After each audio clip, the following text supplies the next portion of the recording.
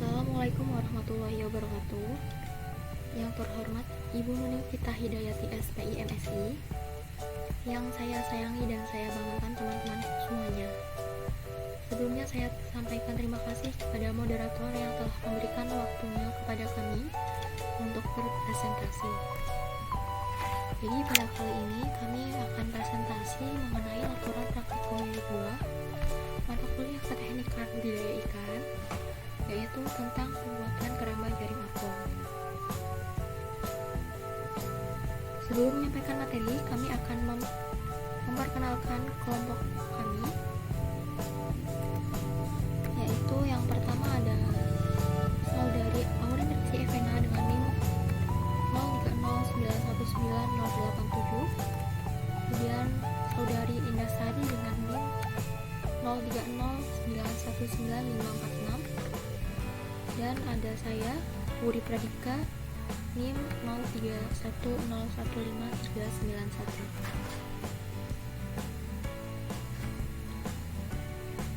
Jadi materi pembahasan presentasi ini yang pertama ada pendahuluan, bab 2 pelaksanaan, bab 3 hasil dan pembahasan, bab 4 kesimpulan.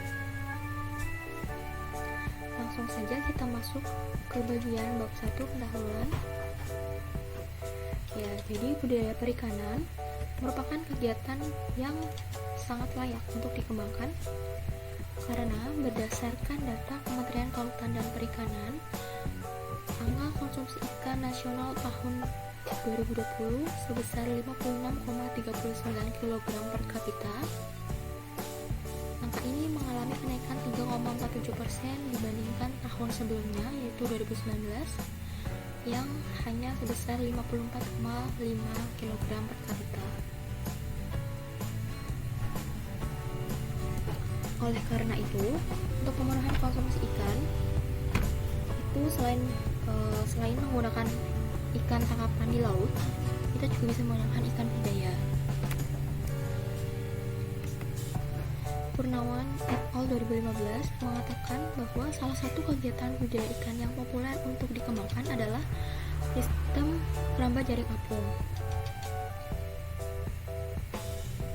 Keramba jaring apung merupakan salah satu wadah untuk penerapan budidaya perairan sistem intensif. KJA sebagai wadah budidaya perairan yang cukup ideal, ini dapat ditempatkan di badan air dalam seperti waduk, danau, dan laut.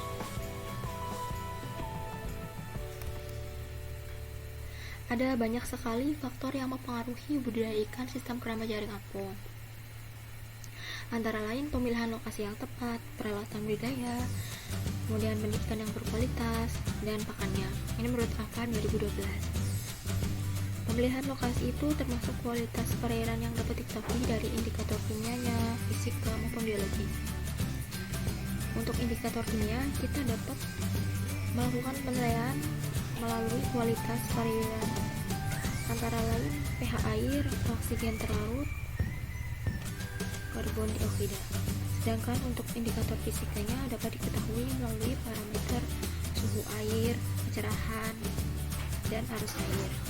Itu menurut Haris et al. 2019. Adapun menurut Muriati 2019, pemilihan lokasi untuk menempatkan keramba jaring apung ini perlu memperhatikan 1. Gelombang air dan airnya, 2. Arus air, 3. Kedalaman air, 4. Aksesibilitas.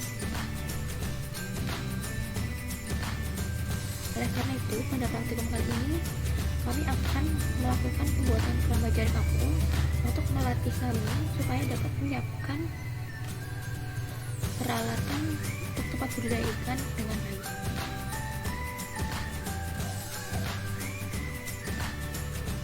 Adapun tujuan dari praktikum, yang pertama untuk memenuhi tugas mata kuliah keteknikan budidaya ikan, 2.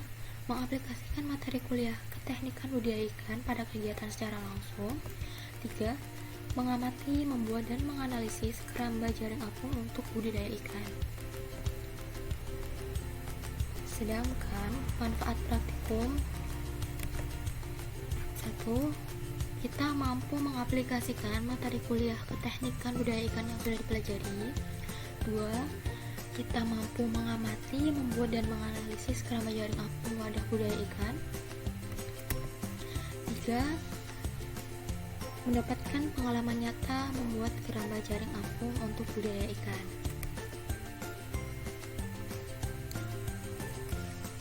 Tempat dan waktu praktikum. Jadi, praktikum ini kami laksanakan pada hari Minggu, tanggal 15 Mei 2022, yang bertempat di Desa Karangluas Lor, Kecamatan Purwokerto Barat, Kabupaten Banyumas, Jawa Tengah. Selanjutnya kita masuk ke bab 2, yaitu pelaksanaan, di mana di bab 2 ini akan membahas tentang sarana, alat dan bahan, dan instrumen. Kemudian ada langkah-langkah praktik. Masuk ke sarana, alat dan bahan, dan instrumen. Yang pertama sarana, yaitu lokasi praktikum di Perum Gria Satria Mandala Tama, Kecamatan Purwokerto Barat, Kabupaten Banyumas, Jawa Tengah. Kemudian ada alat dan bahan. Di antaranya yaitu alat tulis, kamera handphone, laptop, palu, meteran, golok, paku, kayu, bambu, batu kali sebagai pemberat, kemudian ada jaring, paralon, tali, dan ikan nila. Kemudian instrumen, yang pertama data primer, yang kedua panduan praktik keteknikan budaya ikan. Selanjutnya ke langkah-langkah praktik. Adapun langkah pelaksanaan praktikum pembuatan keramba antara lain, yang pertama mempersiapkan alat dan bahan yang digunakan untuk praktikum. Dapat dilihat di gambar, di situ tertera ada paku, ada jaring, ada alat perkakas, kayu, bambu, dan lain sebagainya.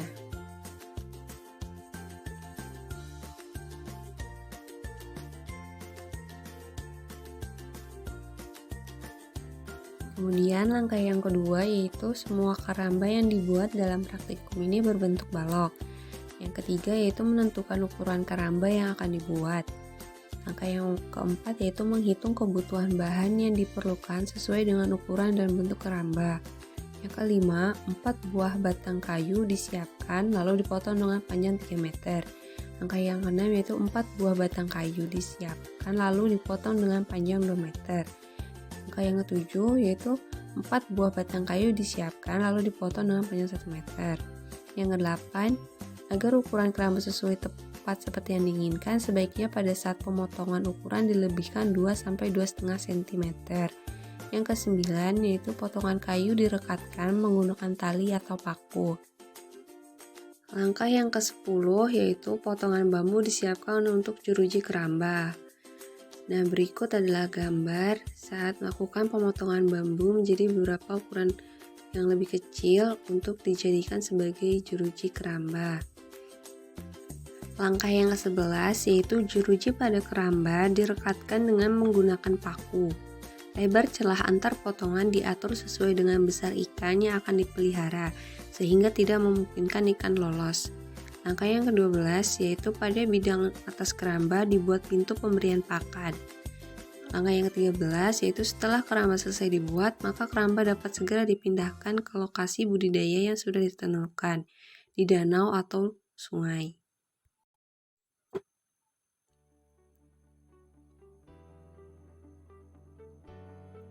Kemudian langkah yang ke-14, setelah keramba dipasang di lokasi yang ditentukan, tahap selanjutnya adalah pemasangan pemberat atau jangkar, agar keramba tidak terhanyut terbawa oleh arus.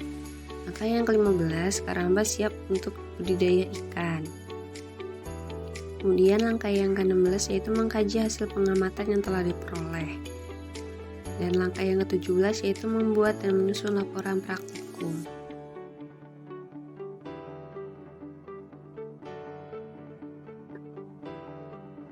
Selanjutnya kita masuk ke bab 3 yaitu pembahasan. Sini ada tinjauan pustaka. Yang pertama, karamba jaring apung atau KJA. Karamba jaring apung merupakan wadah budidaya ikan atau aquacultur yang terbuat dari jaring-jaring yang dibentuk menjadi berbagai model, misalnya lingkaran, persegi, atau silindris, yang diapungkan di permukaan air seperti waduk, danau, sungai, dan laut. dengan komponen antara lain kerangka, pelampung, jangkar, pemberat jaring, penutup kantung jaring, bangunan fisik untuk rumah jaga, dan landasan jalan inspeksi beserta dengan peralatan pendukung lainnya. Atmojo 2018. Kemudian yang selanjutnya ada komponen dalam KJA, yaitu meliputi kantong jaring terbuat dari bahan polietilen dan polipropelen dengan berbagai ukuran mata jaring dan berbagai ukuran benang, berfungsi sebagai wadah untuk pemeliharaan dan perawatan ikan. Pelampung terbuat dari drum plastik atau drum besi bervolume 200 liter, styrofoam atau gabus yang dibungkus dengan kain terpal yang berfungsi untuk mempertahankan kantong jaring tetap mengapung di dekat permukaan air. Jangkar berfungsi sebagai penahan keramba jaring apung agar tidak hanyut terbawa arus. Kemudian pemberat bisa berupa batu atau timah berfungsi agar kerangka jaring apung tetap terbentuk bujur sangkar. Atmojo 2018. Dan selanjutnya ada budidaya ikan nila dengan KCA. Ikan nila atau Oreochromis niloticus merupakan salah satu komoditas perikanan yang digemari masyarakat dalam memenuhi kebutuhan protein hewani karena memiliki daging yang tebal serta rasa yang enak. Ikan nila juga merupakan ikan yang potensial untuk dibudidayakan karena mampu beradaptasi pada kondisi lingkungan dengan kisaran salinitas yang luas. Hadi et al. 2009. Pembesaran ikan nila secara komersial menggunakan jaring apung masih sedikit, sedangkan potensi kegiatan budidaya di perairan tawar umum peluangnya masih besar.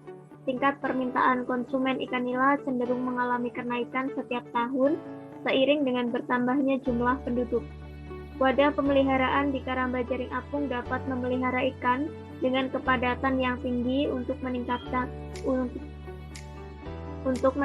produksi ikan. Rezeki et al. 2013. Kemudian ada hasil pengamatan. Pengamatan dilakukan selama proses pelaksanaan pembuatan karamba jaring apung. Hasil pengamatan yang diperoleh dari kegiatan praktikum dapat dilihat pada tabel 1. Di sini pada tahap pelaksanaan penentuan ukuran keramba, hasil pengamatannya adalah panjang 2 meter, lebar 1 meter, tinggi 1 meter. Volume keramba yaitu volume diperoleh dari panjang kali lebar kali tinggi, yaitu 2 meter kubik.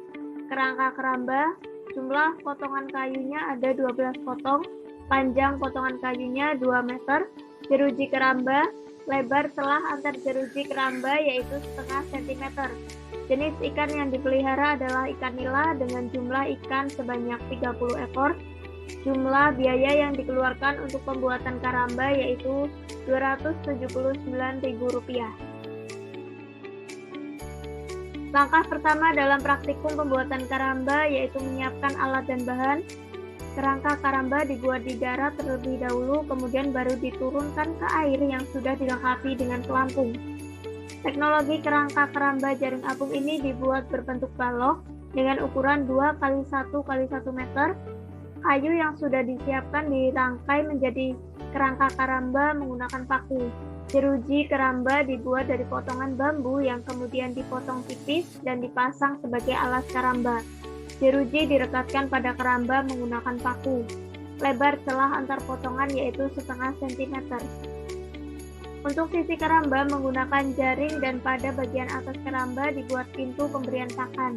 Sisi samping pintu pemberian pakan dipasang pipa sebagai pelampung. Setelah karamba selesai dibuat, karamba dipindahkan ke sungai kemudian dipasang. Setelah karamba dipasang, selanjutnya adalah pemasangan batu sebagai pemberat atau jangkar agar karamba tidak terhanyut terbawa arus. Ikan yang dibudidayakan dalam keramba jaring apung tersebut adalah ikan nila dengan jumlah benih yang ditebarkan adalah 30 ekor. Sebelum benih ditebarkan ke dalam waring, terlebih dahulu dilakukan aklimatisasi atau penyesuaian diri, yaitu dengan jalan memasukkan benih bersama kantong yang masih tertutup ke dalam waring. Setelah suhu air dalam kantong sesuai dengan suhu air dalam waring, maka dilakukan penebaran benih dengan cara membuka kantong plastik dan kemudian memasukkan air sungai dari waring sedikit demi sedikit, dan setelah itu baru kantong plastik tersebut dimiringkan perlahan-lahan ke dalam waring dan biarkan ikan keluar dengan sendirinya. Kesimpulan, jadi yang dapat kami simpulkan adalah keramba jaring apung merupakan teknik aquaculture yang cukup produktif dan intensif dengan konstruksi yang tersusun dari keramba-keramba jaring yang dipasang pada rakit terapung di perairan. Pembuatannya pun tidak terlalu sulit ya. Dan banyak faktor yang mempengaruhi budidaya ikan sistem keramba jaring apung, antara lain kedalaman airnya, pH air, kecepatan arus, serta pemilihan lokasi yang tepat untuk budidaya. Adapun keuntungan budidaya keramba jaring apung yaitu untuk mempermudah proses penyortiran sesuai dengan ukuran ikan dan mempercepat proses panennya. Sedangkan kekurangannya, kita memerlukan modal tambahan untuk membuat keramba jaring apung tersebut, dan kita memerlukan biaya pakan tambahan. Selanjutnya lampiran. Di sini terdapat beberapa dokumentasi saat kegiatan pembuatan keramba. Dapat dilihat bersama bahwa dalam gambar itu ada yang sedang membuat kerangka keramba yang berbentuk balok, kemudian ada juga yang sedang membuat jeruji keramba dengan potongan bambu yang kecil, kemudian ada yang mengukur kayu dengan meteran, sampai gambar keramba yang telah dipasang di lokasi yang telah ditentukan. Sekian presentasi dari kelompok kami. Semoga materi yang kami sampaikan dapat mudah dipahami dan bermanfaat bagi teman-teman semua. Apabila ada kata-kata yang kurang berkenan, kami mohon maaf yang sebesar-besarnya. Wabillahi taufiq wal hidayah. Wassalamualaikum warahmatullahi wabarakatuh. Untuk waktu dan tempat, saya serahkan kembali ke moderator. Terima kasih.